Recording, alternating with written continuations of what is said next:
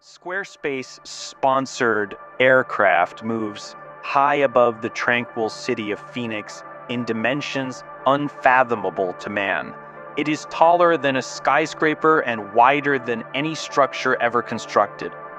This airship is one of the strongest pieces of evidence that we are not alone, as it defies the laws of physics. Alternatively, it is possible that the entire municipality was perplexed and deceived, and this incident never actually happened. As we explain the fountain today, we will reveal the most classified details of this incident. Therefore, you are free to speculate as to what truly transpired on that chilly spring evening in 1997. Gaze upon the illumination that envelops Phoenix. Our story begins in Henderson, Nevada at precisely 7:55 p.m. on March 13, 1997. An individual identified solely as JR observes an unusual pattern of lights in his rearview mirror while traveling along the interstate. Initially, he misinterprets them for the headlamps of a non-existent mountain in the distance. A highway patrol officer in Paulden, Nevada, observes the identical lights 15 minutes later. He describes them as a dense cluster of orange-reddish lights sent to his headquarters via radio, only to witness them depart over the arid horizon. Immediately above Prescott Valley, one of the most eloquent descriptions of what followed is located. At 8:30, Tim Lay and his family observed the approaching lights from Paulden, situated approximately 65 miles away. Initially, they assumed that the luminous, expanding lights were stars, cloud reflections, or even distant satellites visible in the clear sky. However, that all changed as the event approached. They formed an arch that resembled an improbably tall bridge or the glowing red lights atop a balloon. However, it quickly became evident that it was a massive, inverted, V-shaped formation as each light became further apart. As the true magnitude of this enormous creature became apparent, additional eyewitnesses characterized it as an inverted V-shaped structure containing 5 prominent lights positioned within it, hovering leisurely at a distance of 30 to 45 meters above them. However, these lights, which appeared to be affixed to an object or were accompanied by a force field, were perceived by individuals as they failed to reveal the stars situated between the luminous regions due to their width of 1 mile in thickness, equivalent to 10 Boeing 740, 7 477s wing to wing. We have nothing that enormous, a witness informed the media. There was complete silence. Nothing has ever come close to matching the hues of the exhaust that propelled that object. It was the size of downtown Prescott and obscured the heavens entirely. However, there was no sound. Aside from the wind's murmuring, the stars gradually emerged from the clouds, and the black form that had been obstructing them vanished. By 10:0 p. Numerous callers reported seeing a series of dazzling lights swirling and hovering in the sky, which could confirm one of the largest UFO sightings in recorded history. It is possible that it was not even a UFO. What transpired in reality above Phoenix? Nick, many people wonder why extraterrestrials would travel from the farthest reaches of space to visit Phoenix, specifically downtown Prescott. This is because downtown Prescott lacks a Squarespace website. Indeed, that is correct. Rather than initiating a galactic shock with your quantum drive, contemplate utilizing the present video sponsor for your upcoming terrestrial internet expedition. Squarespace provides an abundance of excellent templates from which to construct your own. They have integrated commerce technology into their robust, code-free constructor, allowing users to add products and begin selling via email campaign marketing that is intuitive. Moreover, their websites are mobile optimized by default. Additionally, by clicking that link, you assist the channel in its continued production of the animations you adore viewing. Thus, this is a true win-win situation. You become a channel supporter and receive 10% off your first site and domain by visiting www.squarespace.com. Resuming the program. At this juncture, it is prudent to abandon the skeptic cap and examine the highly credible evidence that this was not a UFO sighting and that the flying vehicle was not an exceedingly slow-moving aircraft of the implausible variety, but rather 5 or 10 aircraft flying in formation. Permit me to elaborate. According to the military, Operation Snowbird was a planned military operation for that evening. 5 to 10 aircraft, operated by the Air National Guard from Davis Morton Air Base in Tucson, departed late at night at an abnormally high altitude while their identifier lights remained illuminated to aid ground and other aircraft visibility. These illuminations are a solitary, constant red light in contrast to the flickering strobes that characterize civil aircraft collision lights. They approached Phoenix via the atmosphere before descending to a different airbase for the night. Then, at approximately 10:0 p., a second group of Athens launched into the atmosphere as part of the same operation and released some slow-falling pyrotechnics. These pyrotechnics, if deployed in that manner, would have resembled a sizable vessel gradually receding beyond the horizon. Furthermore, as the pyrotechnics descended past the adjacent mountain range, it would have appeared as though they were ascending into the atmosphere. A black entity obscures the stars.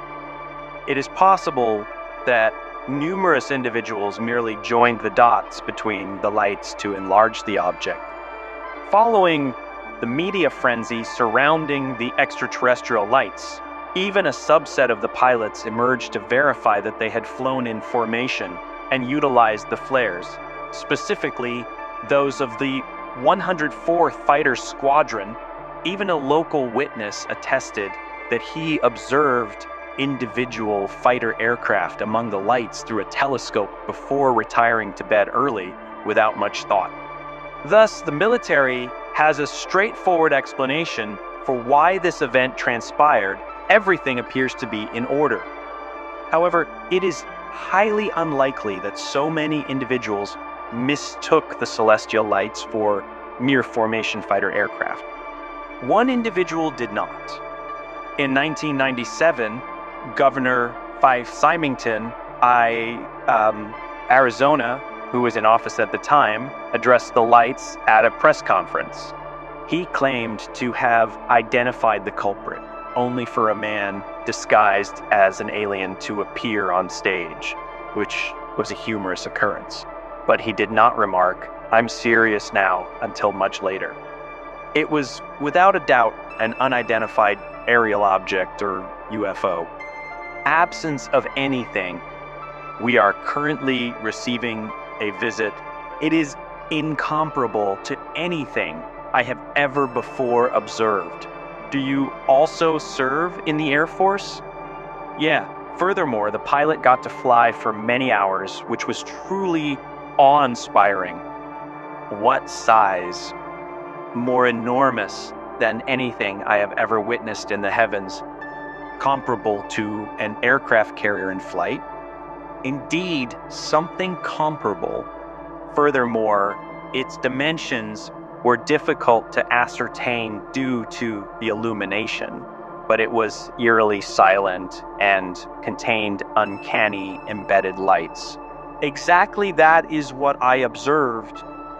I didn't anticipate seeing anything because I was gazing west toward Luke, but then all of a sudden there were a large number of people in the parking area, specifically on the western side of 51 Stew Street. We then turned around to see that this object was approaching from the southeast while traveling in the northwest. Furthermore, he explained that he refrained from commenting on the incident at the time because it might have caused alarm among individuals in 1997, which is quite logical given the circumstances.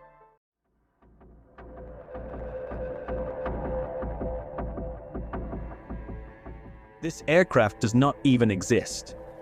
This aircraft cannot exceed 6 takeoffs, fly above 135,000 feet, or be propelled by a monstrous pulse wave detonation engine ripping through the atmosphere. The United States government asserts that this aircraft is not tangible. This video contains nothing but delusion.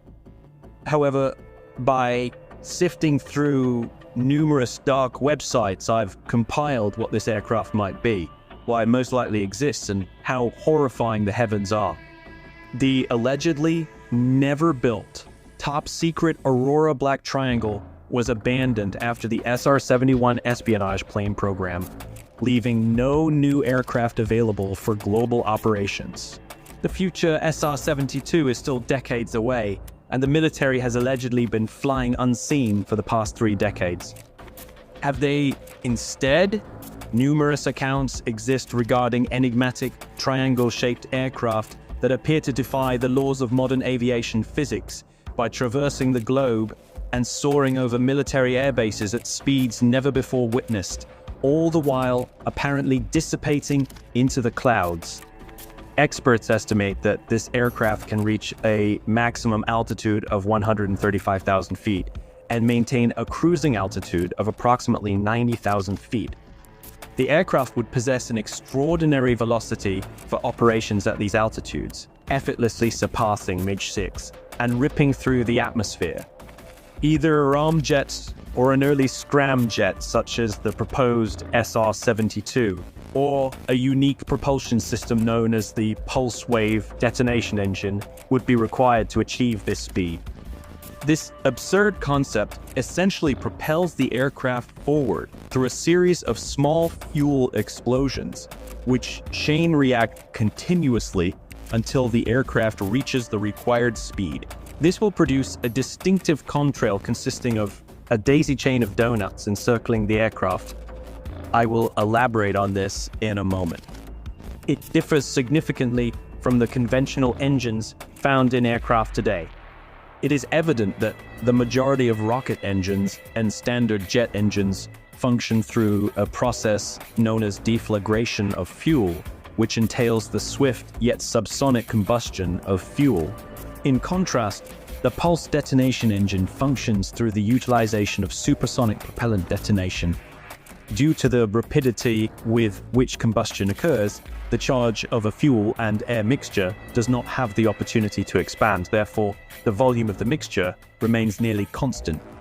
Constant volume combustion exhibits superior efficiency in comparison to open cycle designs such as gas turbines, resulting in increased fuel efficiency and maximum speed.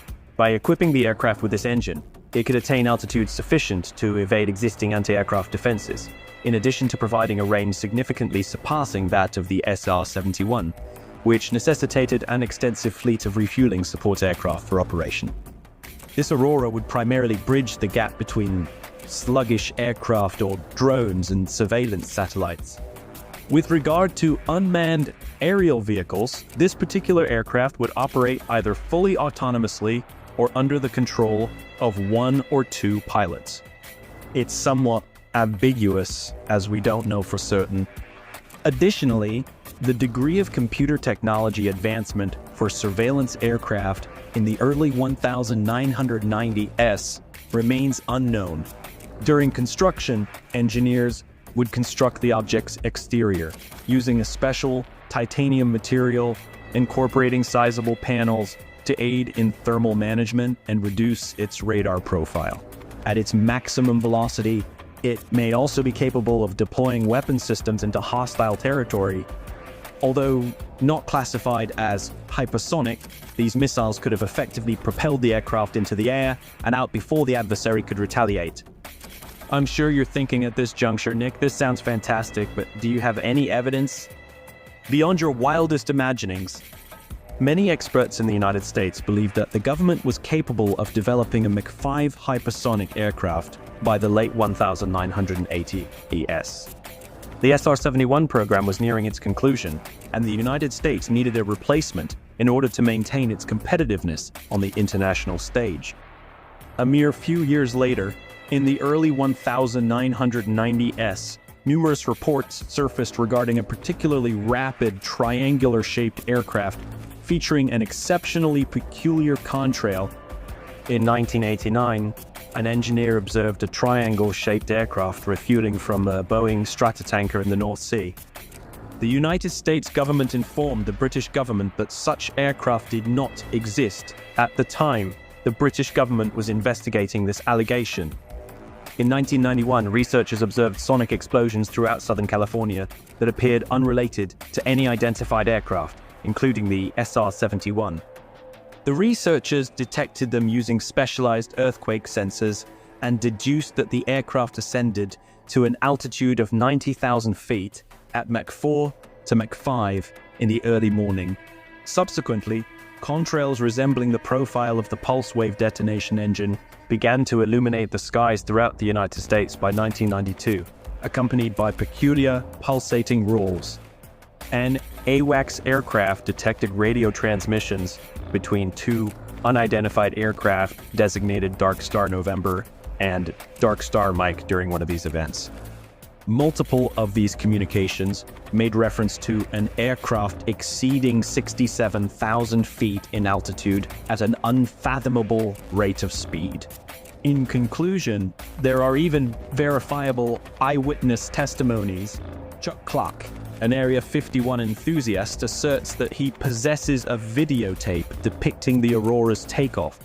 That night, he claims, at 2:30 a.m., following 3 days of concealment in the highlands amidst Groom Lake, situated in the midst of the desert, he was present when the aircraft departed. His description of its length of 130 feet and its pointed triangle shape is consistent with everything we've seen thus far. Furthermore, he stated that he had secured the recording he purportedly captured. This is an unauthorized surveillance aircraft. My objective is to withhold valid national defense information until the time comes to disclose it. I anticipate releasing the audio.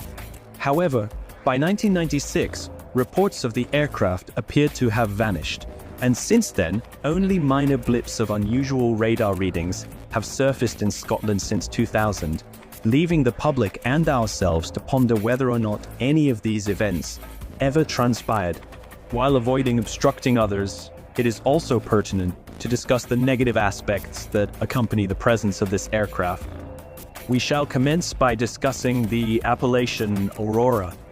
The appellation Aurora originates from a confidential budget report from 1985, which stated that $455 million would be allocated for aircraft construction in fiscal year 1987. Aviation Week reported that while the specifics were withheld, the name Aurora persisted and fueled rumors of a new designation, espionage aircraft. The expenditure amounted to $2.3 billion during the fiscal year 1987, which ultimately led to the fabrication of a number of these covert operation aircraft. However, an ex-employee of Lockheed confirmed that this was, in fact, the B-2 stealth bomber aircraft program. The codename for the development of this unique aircraft was Aurora. Nonetheless, the absence of a connection in the appellation does not imply that this plane does not exist. The US government asserts that the evidence in support of the Aurora is circumstantial or entirely speculative. Opposing the stance taken by the government has minimal grounds. Others, however, remain less convinced. Bill Sweetman, an expert on clandestine enterprises and author, questioned whether Aurora actually exists. After an extensive period of investigation, I've come to the conclusion that Aurora is most likely undergoing active development. Recent technological advancements have enabled the program to realize its original ambition from a generation ago, further strengthening this conclusion. In addition, the SR-72 program demonstrates that hypersonic technology has reached a state of maturity and will be incorporated into forthcoming aircraft designs. However, the lack of a demonstration aircraft would preclude them from ascertaining whether or not this technology has reached maturity. Bill Sweetman, the aforementioned authority, reported a $9 billion budget black hole in 2006, which remains unconnected to any current Air Force program, including the B-2 bomber. Our enigmatic Aurora reconnaissance aircraft